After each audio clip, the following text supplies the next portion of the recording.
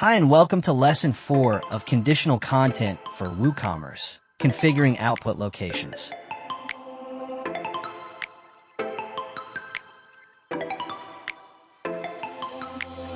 In this video, I will show you how to configure output locations for your conditional content. Let's get started. Now, from your WordPress dashboard, go to WooCommerce and click on Content Blocks. First, let's understand where your conditional content can be displayed. You can show it on your product pages, cart pages, sidebars, and more. The key is to choose the right location for your message. Now, let's edit a content block. Here's how to choose the right output location. Single product page.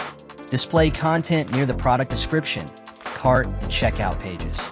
Show alerts based on cart conditions, sidebar, and widgets. Display promotions and messages in the widgets. In the output setting locations, we have different options.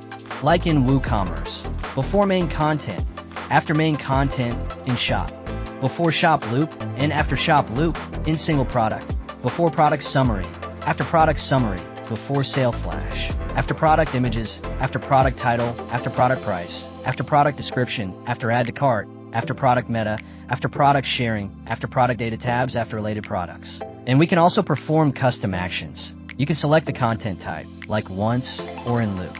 Here are some example use cases. Display a banner when low in stock. Show a special offer when a user adds a product to the cart. These examples help you engage customers at the right moment. And that's how you can configure output locations. You can choose where to display your content and use hooks for advanced placement. That wraps up our lesson. For more plugin tutorials, subscribe to Sleekr Digital.